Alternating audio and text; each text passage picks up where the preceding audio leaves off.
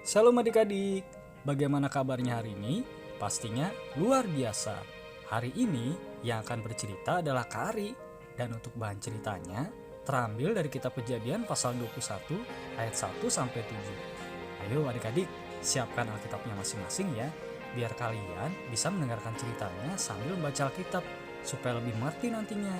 Nah, untuk tema cerita hari ini yaitu Tuhan tidak lupa janjinya. Terambil dari kitab Kejadian pasal 21 ayat 1 sampai 7. Gimana? Sudah siap mendengarkan ceritanya? Adik-adik, apakah kalian masih ingat seorang tokoh Alkitab yang berasal dari tanah Haran? Tokoh tersebut adalah seorang yang kaya raya. Ia mempunyai banyak harta benda dan juga hewan ternak. Di antaranya, ia mempunyai banyak kambing domba, lembu sapi, keledai, dan juga unta. Nama tokoh tersebut adalah Bapak Abram. Bapak Abram adalah seorang pengembala kambing domba yang sudah sangat terkenal di tanah Haran. Ia begitu terkenal karena memiliki ribuan ternak kambing domba, lembu sapi, dan juga berbagai hewan ternak lainnya. Dan ia juga terkenal sangat kaya raya. Setiap hari, Bapak Abram selalu rajin mengembalakan kambing dombanya. Ia pergi dari satu tempat ke tempat lainnya untuk mencari makanan bagi kambing dombanya. Jika di suatu tempat, makanan berupa rumput-rumputan sudah habis, maka Bapak Abram pun akan membawa kambing dombanya pindah ke tempat lainnya yang masih banyak rerumputannya. Bapak Abram juga mempunyai seorang istri yang begitu ia kasihi yang bernama Ibu Sarai. Sayangnya, sudah bertahun-tahun lamanya Ibu Sarai belum juga memiliki seorang anak bagi Bapak Abraham. Kemudian, ketika Bapak Abram sedang tertidur lelap, datanglah Tuhan kepadanya dalam suatu mimpi dan menyapanya, "Abram, Abram." Kemudian jawab Abram, "Ya Tuhan." Kemudian kata Tuhan, "Abram, tinggalkanlah negeri di mana engkau tinggal ini, tinggalkanlah tanah Haran, menuju ke suatu negeri yang akan kutunjukkan kepadamu, dan aku akan berkati engkau menjadi sebuah bangsa yang besar." Keesokan harinya, ketika Bapak Abram terbangun dari tidurnya, ia pun segera melakukan apa yang diperintahkan oleh Tuhan. Ia segera bersiap-siap dan mengajak Sarai istrinya, Lot keponakannya, dan membawa segala harta bendanya untuk pergi meninggalkan tanah Haran menuju ke suatu negeri yang akan ditunjukkan oleh Tuhan, yang ternyata negeri itu adalah tanah Kanaan. Bapak Abram pun pergi meninggalkan tanah Haran dengan penuh sukacita, karena ia percaya akan janji Tuhan yang akan memberikannya keturunan melalui Ibu Sarai. Setelah beberapa hari lamanya Bapak Abram dan rombongannya berjalan dari tanah Haran, akhirnya sampailah mereka di tanah Kanaan, tanah yang ditunjukkan oleh Tuhan. Tanah Kanaan itu begitu indah dan luas. Setelah Bapak Abram dan rombongannya memasuki tanah Kanaan, berhentilah mereka di suatu tempat dan berkemah di tempat itu. Di tanah Kanaan, Bapak Abram dan rombongannya selalu tinggal berpindah-pindah tempat dari suatu tempat ke tempat lainnya, mengikuti keberadaan makanan yang diperlukan bagi seluruh hewan ternaknya. Suatu hari, ketika Bapak Abram sedang beristirahat di luar kemah, ia melihat kepada Ibu Sarai yang sedang memasak makanan. Bapak Abram pun merasa sedih karena ia melihat Ibu Sarai yang sudah semakin tua, tapi belum juga memberikannya seorang anak. Bapak Abram pun masuk ke dalam kemah dan berdoa kepada Tuhan, memohon belas kasihan Tuhan supaya ia diberikan seorang anak. Akhirnya, Tuhan pun datang kepada Bapak Abraham dan menyapa Abram. "Abram, Abram." Kemudian jawab Abram, "Ya Tuhan, mengapakah engkau belum memberikan aku seorang keturunan? Padahal usiaku sudah sangat tua ya Tuhan. Bagaimana nantinya jika yang menjadi ahli warisku bukanlah keturunanku, melainkan seorang hambaku yang bernama Eliezer?" Kemudian Tuhan pun menjawab Abram, "Tidak Abram, bukan hambamu yang akan mewarisi segala harta bendamu, melainkan seorang keturunanmu lah yang akan menjadi ahli warismu." Dan untuk meyakinkan Abram, Tuhan pun membawa Abram keluar kemah dan menunjukkannya bintang-bintang di langit.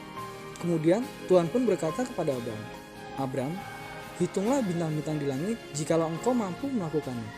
Seperti bintang-bintang di langit itu, demikianlah nantinya banyaknya keturunanmu." Setelah Abram mendengar janji Tuhan tersebut, percayalah ia kepada Tuhan dan ia merasa sangat bersukacita karena ia akan memiliki seorang keturunan. Selang beberapa waktu, setelah peristiwa Tuhan menemui Bapak Abram, terjadilah suatu peristiwa, yaitu ketika Ibu Sarai menemui Bapak Abram. Ibu Sarai berkata kepada Bapak Abram, Bapak Abraham, engkau tahu bahwa aku sudah tua dan sudah lanjut umur, dan sudah tidak mungkin lagi untuk memiliki seorang anak. Inilah hambaku Bapak Abraham yang bernama Hagar. Ambillah dia sebagai istrimu, mungkin daripadanya kita akan memiliki seorang anak. Bapak Abraham pun akhirnya mendengarkan saran dari ibu Sarai untuk mengambil Hagar sebagai istrinya. Bapak Abraham lupa akan janji Tuhan yang akan memberikannya keturunan melalui ibu Sarai. Selang setahun kemudian, Hagar pun akhirnya memiliki seorang anak. Dan akhirnya Bapak Abraham memberikan nama kepada anak itu Ismail. Bapak Abraham merasa sangat senang ketika ia mendapatkan anak dari ibu Hagar. Bapak Abraham merasa sangat senang karena akhirnya ada yang akan menjadi penerusnya. Selang beberapa tahun lamanya, sejak ia memiliki seorang anak yang diberi nama Ismail, datanglah Tuhan kepadanya untuk mengadakan perjanjian dengannya. Tuhan pun datang pada Bapak Abraham dan menyapanya, "Abram, Abram." Tuhan berkata kepada Bapak Abraham, "Abram, Abram, aku akan mengadakan perjanjian dengan engkau. Aku akan menjadikan engkau bangsa yang besar, dan daripadamu dan juga keturunanmu, bangsa-bangsa di muka bumi ini akan peroleh berkat. Oleh karena itu, namamu bukan lagi Abram, tetapi Abraham. Dan mengenai Sarai istrimu, janganlah engkau menyebutnya lagi Sarai, tetapi Sarah, karena daripadanya aku akan memberikan kepadamu seorang anak laki-laki, dan daripadanya juga akan lahir bangsa-bangsa dan juga banyak raja-raja." Mendengar janji Tuhan itu, tertunduklah Abraham dan tertawa di dalam hatinya. Kemudian ia berkata dalam hatinya, "Mungkinkah bagiku yang sudah berumur 100 tahun ini memiliki seorang anak?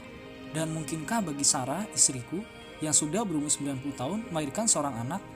Kemudian berkatalah Abraham kepada Tuhan, "Ah Tuhan, seandainya engkau mau mengakui Ismail sebagai anakku." Tetapi Tuhan berkata kepada Abraham, "Tidak Abraham, melainkan dari istrimu Sarailah aku akan memberikan kepadamu seorang keturunan. Aku akan memberikan kepadamu seorang anak laki-laki pada tahun depan, di bulan dan tanggal yang sama dengan tanggal hari ini." Ketika Bapak Abraham mendengar janji Tuhan tersebut, hatinya yang semua sedih menjadi kembali bersukacita, karena ia pada akhirnya akan memiliki seorang anak dari istrinya yang bernama Ibu Sarah. Bapak Abraham pun setia untuk menantikan janji Tuhan sampai digenapi. Setahun kemudian, Tuhan pun menepati janjinya kepada Bapak Abraham. Ibu Sarah pun pada akhirnya mengandung seorang anak. Dan di bulan dan tanggal, seperti yang telah dijanjikan oleh Tuhan, akhirnya Ibu Sarah pun melahirkan seorang anak laki-laki. Bapak Abraham dan Ibu Sarah sangat bersukacita atas kelahiran anak laki-laki tersebut. Saking bersukacitanya mereka, sampai-sampai mereka tertawa karena mereka sangat heran bahwa di usia mereka yang sudah sangat tua, ternyata Tuhan mampu melakukan perbuatan yang ajaib, yaitu memberikan mereka seorang anak laki-laki. Oleh karena itu, anak laki-laki yang dilahirkan dari Ibu Sarah diberi nama Ishak yang artinya tertawa. Nah adik-adik, dari cerita tadi, Tuhan ingin mengingatkan kita bahwa Ia tidak pernah lupa akan janjinya. Jadi, kalau kalian selama ini sudah mempunyai permohonan kepada Tuhan, misalkan kalian ingin pintar pelajaran matematika, atau pintar bahasa Inggris, atau bisa juga kalian ingin sembuh dari sakit penyakit, atau mungkin kalian juga berharap misalkan papa atau mama yang sakit juga sembuh, kalian jangan pernah berhenti untuk berdoa. Berdoalah terus sampai Tuhan mengabulkan doa kalian, karena sesungguhnya Tuhan mendengarkan apa yang kalian doakan. Kalau kalian sudah berdoa selama beberapa lama dan sepertinya Tuhan kok tidak mengabulkan doa kita ya, kalian jangan berhenti berdoa, tetapi terus berdoa dan berdoa sampai Tuhan mengabulkannya, karena sesungguhnya Tuhan sedang menguji kalian dan lihat apakah kalian terus percaya dan berdoa kepadanya.